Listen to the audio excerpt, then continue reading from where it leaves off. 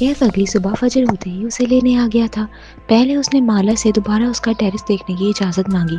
चौकीदार उस नौजवान को ऊपर जाते देख के घूरता रहा, लेकिन उसने परवाह नहीं की। हर तरफ से टेरेस का जायज़ा लिया, फिर घर के लॉक्स चेक किए, खिड़कियों का जायज़ा लिया। जब वो मुतमईन हुआ तो नीचे आया और उनका सफ़र शुरू हुआ। वो लॉन्ग रूट पर ड्राइव नहीं करती थी क्योंकि नहीं कर सकती थी, उसे मतली होती थी। इसलिए वो पिछली सीट पर खिड़की से सर टिका के सोने की कोशिश करने लगी। चलने से कबल एक मैसेज उसने माँ को कर दिया था। अब हर घंटे बाद माँ का मैसेज आता था, कहाँ पहुँची हो, खैरियत से सफ़र हो रहा है। वो मुस्कुरा के जवाब देती और फ़ोन रख के आंखें मूंद लेती। वो भी खामोशी से ड्राइव कर रहा था। कुछ लेंगी आप? क़यामत आम स्टेशन पर कार अंदर ले जाते हुए कैफ ने पूछा। जवाब नहीं आया तो उसने गर्दन मोड़ के देखा। वो सर सीट की पुश्त पर टिकाए आंखें मूंदे हुए थी। सर कदरे तिरछा पड़ा था। एक तरफ से कैचर से निकलते बालों ने आधे चेहरे को ढांप रखा था। साथ सीट पर टोकरी में नन्हे नन्हे पौधे रखे थे। वो वापस सीधा हो गया, चेहरे पे इज़्तिराब फैला, कर्ब से आंखें बंद कर ली। अब भी वक्त था, वो उसको सब कुछ बता सकता था। वो यहाँ क्यों है, वो उसको कैसे धोखा दे रहा है। वो ये डिज़र्व नहीं करती थी कि उसे धोखा दे। उसमें और ज़हीर में फ़र्क होना चाहिए था। कैफ ने आंखें खोली, विंड स्क्रीन के पार देखा। दुनिया वैसी ही थी जैसे उसके आंखें बंद करने से पहले थी। आंखें बंद कर लेने से हकीकत नहीं बदल सकती थी। उसने खामोशी से सिर्फ अपना किरदार अदा करना था। उसे उस लड़की से हमदर्दी करने की ज़रूरत नहीं थी। उसके अपने मसले थे, उसे वो हल करने थे। वो उसको धोखा ज़रूर दे रहा है, लेकिन साथ ही वो उसकी हिफाजत भी करेगा। यूँ हिसाब बराबर हो जाएगा। बस 2 महीने वो उसकी नौकरी करेगा, फिर कहीं गायब हो जाएगा। वो उसे भूल जाएगी और मामला दफन हो जाएगा। बस 2 महीने और। कशमाला की खिड़की के शीशे पर दस्तक हुई तो उसने आंखें चौंक के खोली, फिर शीशा नीचे किया। कैफ बाहर कॉफ़ी का कप उसकी तरफ बढ़ाए हुए था। रेस्ट एरिया आ गया, वो खुद से बोली और कप थाम लिया। आंखों में अभी तक कच्ची नींद थी। वो घूम के वापस ड्राइविंग सीट पर आया। अपनी कॉफ़ी उसने कप होल्डर में रखी और सीट बेल्ट पहनने लगा। एक बात पूछूं आपसे? कार स्टार्ट करते हुए बोला। वो कॉफ़ी के घूंट भरते हुए उसे सुने गई। आपके पास कोई फ्यूचर प्लान तो होगा, दोबारा से अपना काम सेट करने का प्लान। तुम्हारा मतलब है कामयाबी का नया प्लान? वो बाहर देखते हुए तिल्खी से मुस्कुराई। स्कूल से यूनिवर्सिटी तक, किताबों से इंटरनेट तक, सब यही सिखाते आए हैं कि कामयाब कैसे होना है। कोई ये क्यों नहीं सिखाता कि नाकाम कैसे होना है? जॉब चली जाए तो क्या करोगे? काम में नुकसान होगा तो क्या करोगे? सिफर से दोबारा स्टार्ट कैसे करोगे? सब हमें कामयाबी के लिए तैयार करते हैं, कोई हमें नाकाम होने के लिए तैयार नहीं करता। मेरे ख्याल में इंसान का एक्सीडेंट एकदम से नहीं होता। पहले नियर मिसेस होते हैं ताकि हम संभल जाएं। रेड फ्लैग्स नज़र आते हैं। ज़हीर के बारे में आपको भी नज़र आए होंगे। वो ड्राइव करते हुए संजीदगी से कह रहा था। कशमाला ने सोचती नज़रों से उसके कंधे की पुश्त को देखा। क्या तुम्हें कर्जों में घिरने से पहले रेड फ्लैग्स नज़र नहीं आए थे? तंज नहीं कर रही, इसलिए पूछ रही हूँ क्योंकि तुम बहुत स्मार्ट लगते हो। फिर इतना नुकसान कैसे कर लिया अपना? कैफ ने गहरी सांस ली। एक अच्छा बिजनेसमैन होने के लिए स्मार्ट होना काफ़ी नहीं होता। फिर क्या चाहिए होता है? एक आइडिया, एक यूनिक आइडिया। इस आइडिया से मोहब्बत करना, फिर इस आइडिया के दम से अपने काम को तामीर करना। इसकी आवाज़ में जोश सा भर गया। फिर उस आइडिया को कामयाब करने के लिए एक अच्छी टीम बनाना और बेचने से पहले अपने टारगेट ऑडियंस का इल्म होना, अपने काम की क्वालिटी और वैल्यूज़ पे कभी समझौता ना करना। वो स्टीयरिंग व्हील पे हाथ जमाए बोलने जा रहा था और वो उंगलियों पे गिन रही थी। मगर ये सब काफ़ी नहीं होता बॉस। बिजनेस में तरक्की यहाँ से आती है। एक हाथ स्टीयरिंग से हटा के अपनी पेशानी पे दस्तक दी। आपकी पेशानी के बख्त से। कशमाला ने ताज्जुब से अबरू उठाई। यानी किस्मत। उसने तायीद में सर हिलाया। तुम कह रहे हो कि इंसान की किस्मत उसकी मेहनत से ज़्यादा ज़रूरी है?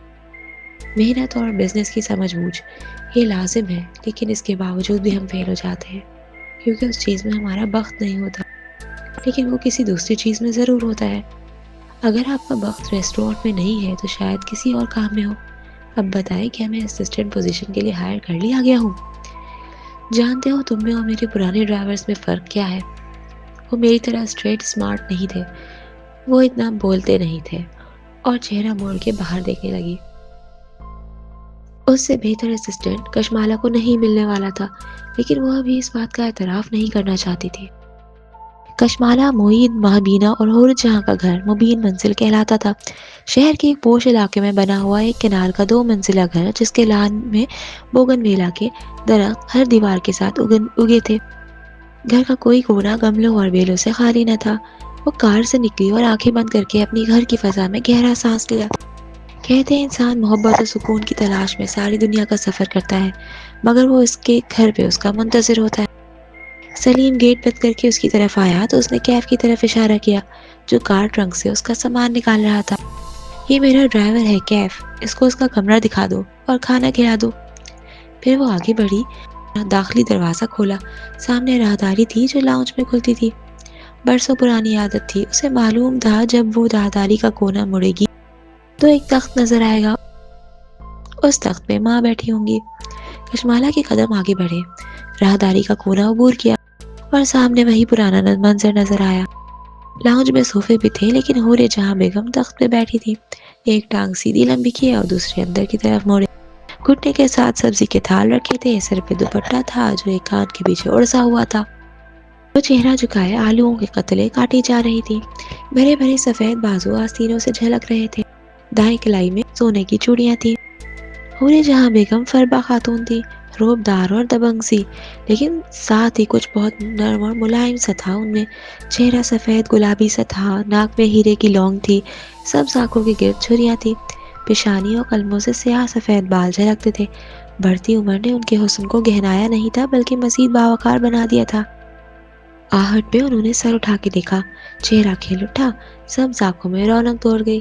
میری بیٹی آ گئی۔ چھری ایک طرف رکھی، گھٹنوں پر ہاتھ رکھ کے پیر نیچے اتارے، پھر پیروں سے زمین پر جوتے تلاش کیے کہ فربا خاتون تھی، جھک نہیں سکتی تھی۔ تب تک وہ ان کے قریب آ پہنچی تھی۔ میری پیاری ماں، اس نے پرس ایک طرف پھینکا اور جھک کے ان کے گلے سے لگ گئی۔ ماں کافی فربا تھی، وہ ان کے مقابلے میں دبلی پتلی سی تھی۔ ماں نے اس کا چہرہ دونوں طرف سے چوما۔ ان کے چہرے پہ اتنی خوشی تھی کہ بیان سے باہر تھی۔ میری بیٹی کیسی ہے؟ اچھا کیا واپس آ گئی۔ اس سے الگ ہو کے وہ اس کا چہرہ دیکھ کے بولی۔ اس ظہیر کو تو چھوڑے اماں اس کو، وہ ماں سے الگ ہو کے نرمی سے بولی۔ پھر دیکھا ساتھ چوکی پہ بخت بھی بیٹھی تھی، وہ جھک کے اس سے بھی ملی۔ بخت بھی ادھیڑ عمر عورت تھی، بالوں میں تیل لگا کے کس کے چوٹی بنائے، وہ کانوں میں سنہری بالیاں پہنے ہوئی تھی۔ وہ مالا کو ملی تو بے اختیار دعا دی۔ بخت بھی جب بھی ملتی اسے ایسے ہی دعائیں دیا کرتی۔ بخت بھی کتنے برسوں سے ان کی ملازمہ تھی اور اب تو مالا کو گنتی ہی بھول گئی تھی۔ بس اتنا یاد تھا کہ اس کا شوہر مرا تھا تو وہ 5 بچوں کے ساتھ ان کے سروینٹ کوارٹر میں آئی تھی۔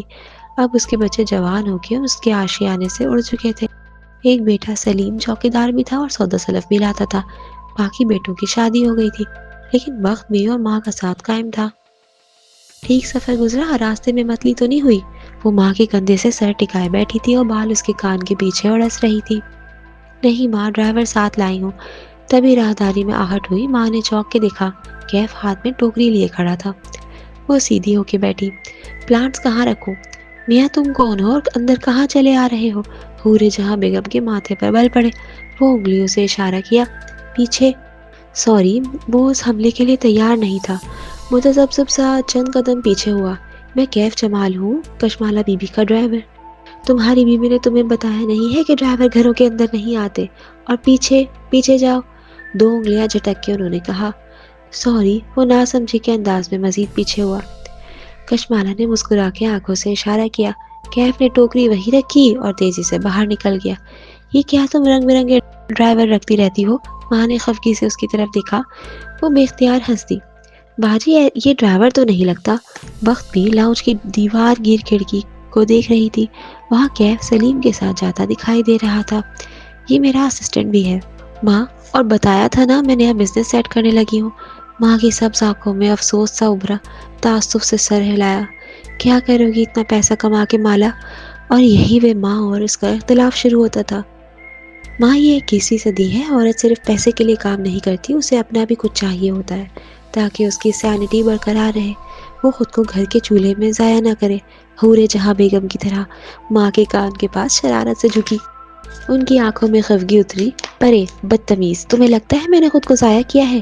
سر جھٹک کے چھری اٹھا لی اور آلو کے کھٹ کھٹ قطع کرنے لگی۔ اب پروٹوکول ختم تھا، مالا اب پرانی ہو چکی تھی۔ ماں اس سے زیادہ بچوں کو کوئی پروٹوکول دینے کی حالی نہیں تھی۔ ضائع تو کچھ نہیں کیے، لیکن کچھ پروڈکٹیو بھی تو نہیں کیا۔ ماسٹرز ڈگری ہولڈر تھی مگر بچوں میں لگی رہی۔ آپ کا سارا دن اسی فکر میں گزرتا ہے کہ آپ کے بچوں نے کھانا کھایا ہے یا نہیں۔ اب وہ بچے اپنی زندگی میں چلے گئے ہیں۔ اگر کوئی کیریئر یا مشغلہ اپنایا ہوتا تو آج فراغت میں آپ کے پاس کچھ کرنے کو ہوتا۔ آپ آج بھی سبزی کاٹ رہے ہیں جو وقت بھی کاٹ سکتی ہے۔ یہی فرق ہے آپ کی اور ہماری جنریشن میں۔ آپ چولہے سے نہیں نکلتی اور ہم دنیا فتح کرنا چاہتے ہیں۔ بختو، اپنی مالا بیوی کو بتاؤ کہ ہر انسان دنیا میں اپنا کردار ادا کرنے آتا ہے۔ کسی کا کردار دنیا فتح کرنا ہوتا ہے اور کسی کا اس فاتح کی تربیت کرنا۔ مگر مالا مسکرا کر شانے اچکا کر اٹھ گئی۔ اگر آپ نے 30 سال پہلے کوئی بزنس شروع کیا ہوتا تو آج آپ بھی کوئی بزنس وومن ہوتی، کبیرہ تائی کی طرح۔ ماں نے اپنی چپل کی تلاش میں پیر زمین پہ مارا۔ وہ ہنستی ہوئی بیگ اٹھا کے اپنے کمرے کی طرف چلی گئی۔ ماں خفگی سے بڑبڑاتے ہوئے سبزی کی طرف متوجہ ہو گئی۔